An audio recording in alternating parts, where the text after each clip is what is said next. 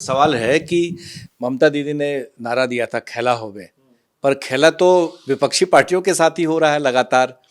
हालांकि अभी संजय सिंह को बेल मिल गई है, बावजूद इसके ये कहा जा रहा है, आपको लग रहा है कि बीजेपी डरी हुई है, कहीं ना कहीं उसे लग रहा है कि इस बार कुछ नुकसान हो सकता है?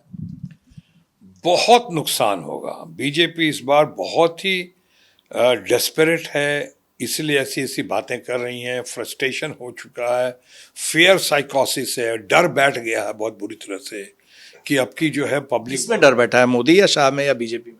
देखिए, मैं किसी इंडिविजुअल का जिक्र नहीं करता। मोदी तो हमारे मित्र भी हैं, देश के मित्र हैं, गार्डियन हैं, वो भारत के प्रधानमंत्री हैं माननीय मोदी जी। चाहे उनके जो लोग हैं, उन्होंने अपने तरफ से सब कोई कसर नहीं छोड़ी है, पूरी कोशिश कर रहे हैं वो लोग। लेकिन कहीं कोई सेचुरेशन पॉइंट नाम की चीज़ भी होती है। अभी सेचुरेशन पॉइंट आ गया। आप कहते हैं कि भ्रष्टाचार, और हम भ्रष्टाचारियों को छोड़ेंगे नहीं।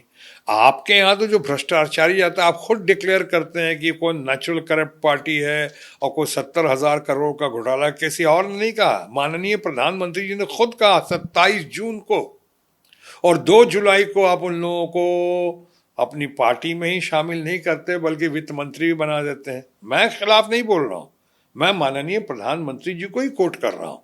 उन्होंने कहा, तो यानी आपके पास जो आए, आज तक 95-96% केसेस जो हुए हैं सरकारी एजेंसीज का दुरुपयोग करके। इस दुरुपयोग से कहीं ऐसा तो नहीं आपको भी डर लगता हो? नहीं, मैं तो फकीर आदमी हूँ, शरीफ आदमी हूँ। आप जानते हैं, भगवान पशु प्रभु की ऐसी मनोकंपा है, अल्लाह ताला का फजल है, वाहेगुरु का आशीर्वाद है कि आज तक तो मेरे ऊपर कहीं किसी किस्म का कोई इल्ज़ाम, एलिगेशन, करप्शन का, किसी चीज़ का तो नहीं लगा है। मैं जनता की अमानत के साथ सब कुछ पारदर्शिता और ईमानदारी के साथ करना चाहता हूँ और करता रहा हूँ। तो इसलिए ऐसी बात, मैं लोकतंत्र के अंदर रह के, मैं बगैर दायरे का अतिक्रमण किए हुए मैं अगर बात करता हूँ जनहित में, सोसाइटी के हित में, देश के हित में, तो मैं समझता हूँ इसके लिए तो मेरी प्रशंसा होनी चाहिए, शायद होती भी है। और सवाल ये उठता है कि आप लोग जो अलायंस लेकर, इंडिया अलायंस लेकर आगे बढ़ रहे थे, उसमें कोई एक ऐसा चेहरा क्यों नहीं बन पा रहा है जो मोदी को सीधे अटैक कर सके, बीजेपी को हराने की क्षमता रखता हो या उसको उसी की भाषा में जवाब देने वाला हो?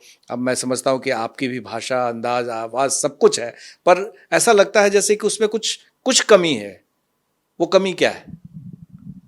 नहीं, एक तो इनको कमी है सबसे ज़्यादा प्रचार की, प्रोपेगेंडा का। इनको प्रोपेगेंडा का वो ना श्रेय मिल रहा है, ना इनको स्कोप मिल रहा है, ना स्पेस मिल रहा है।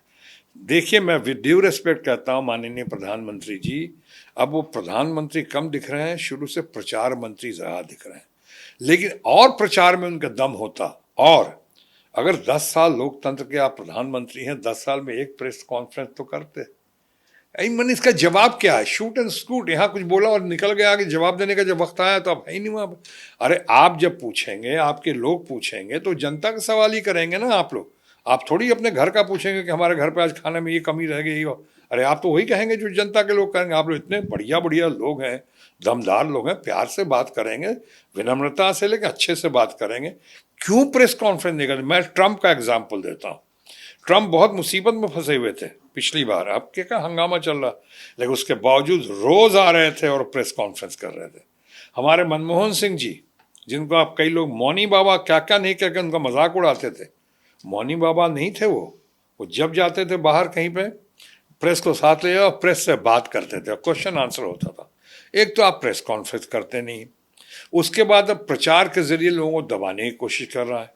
ऑपोजिशन के लोग जब उभर के आते हैं और जिनसे जिनसे लगता है कि शायद खतरा हो सकता है, वैसे वैसे लोगों को जेल में डाल दिया जाता है।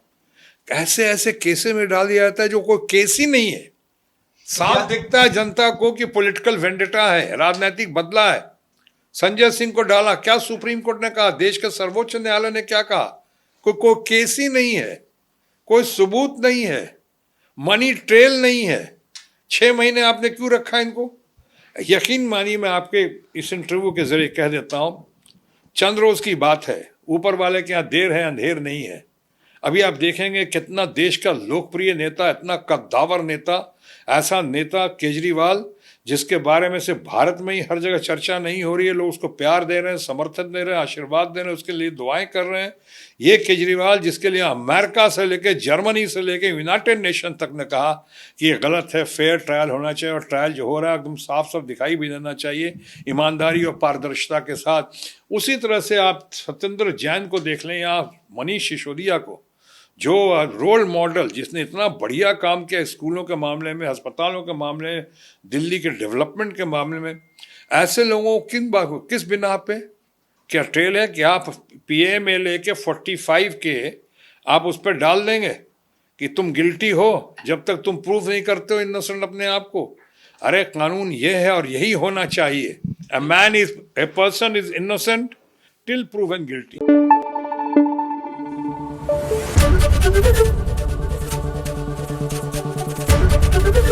ABP न्यूज आपको रखे आगे।